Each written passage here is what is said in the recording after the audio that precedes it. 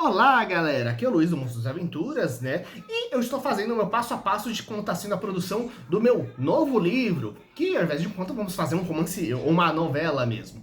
E o que acontece é que recentemente teve duas obras fantásticas do Shakespeare que eu consumi que mudaram a visão que eu estava produzindo o meu material. E essas duas obras são Hamlet e Sonhos de uma Noite de Verão. Para quem não conhece, Hamlet é a famosa tragédia onde temos o príncipe Hamlet, que o pai dele acaba falecendo e a mãe dele é desposada pelo tio. Só que começa a ter um fantasma que assombra a região, que supostamente é do próprio pai, querendo se vingar, porque na verdade, ele foi assassinado pelo tio querendo tomar o trono.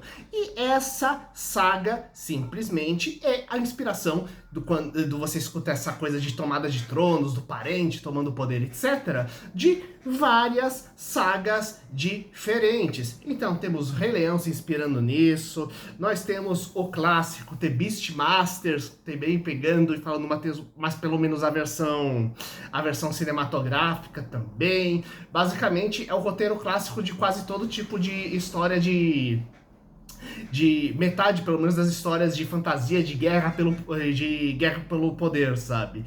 E o que acontece é que do outro lado, em Sonhos de uma Noite de Verão, nós temos a ideia de uma série de encontros e desencontros envolvendo o casamento da Rainha Hipólita, que é a Rainha das Amazonas, com o Teseu, que foi o grande herói que salvou Atenas do Minotauro. E o que acontece é que existe uma série de casais brigando entre si lá dentro, e parte desses casais estão brigando justamente por causa de intervenções do reino das fadas, mas precisamente por causa das brigas e ciúmes entre a rainha Titânia e o rei Oberon.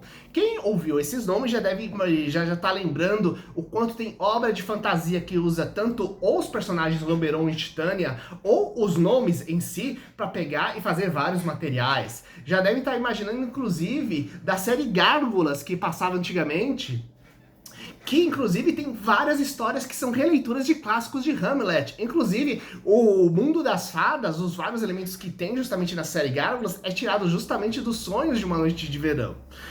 E esses materiais me fizeram rever várias coisas, inclusive porque no meio deles temos personagens apresentando teatro. Lembrando que Sonhos de uma Noite de Verão é uma comédia. Então, a peça que apresenta lá é um grupo de pessoas do povo todo atrapalhado para apresentar uma peça de teatro, né? E realmente para estruturar a peça, organizar, como criar o enredo, etc., eles acabam fazendo uma coisa mais cômica do que a outra acidentalmente, enquanto no outro nós temos inclusive a peça de teatro sendo usada como questão política, então uma discussão sobre qual é o papel de teatro, a natureza dos atores, e inclusive sendo usado como ferramenta de poder do Hamlet para expor os crimes do tio.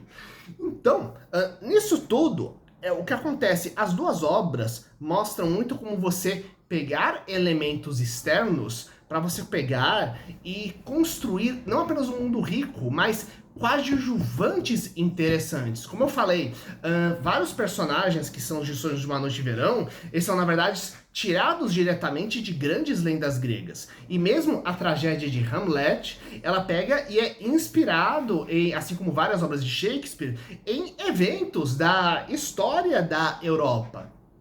Então, inclusive, várias histórias clássicas de aventura de ficção científica e fantasia, muitas vezes são grandes eventos históricos com uma releitura, com um toque mais fantástico e discutindo algumas questões atuais que a gente vê nesse processo. Um dos grandes clássicos, por exemplo, que a gente conhece é o Rosa de Versalhes, por exemplo, que pega a questão da Revolução Francesa e cria toda uma mega aventura de capa e espada. O Zorro acaba tendo algumas raízes dentro da Revolução Mexicana em certos aspectos.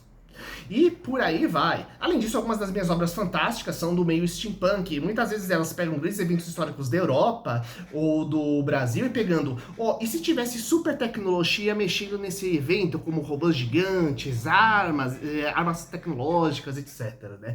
E assim, me fez pegar e pensar, inclusive procurar questões históricas para poder pegar e dar um enriquecimento pros personagens, pros coadjuvantes e mesmo a questão de como amarrar isso tudo. Então, com isso, revendo um pouco a história, inclusive a história por trás do conto, como como algumas vezes mesmo a história de como um conto de fadas ou como uma história famosa pegou e foi se modificando por um tempo, acaba sendo um elemento interessante para ser colocado lá dentro.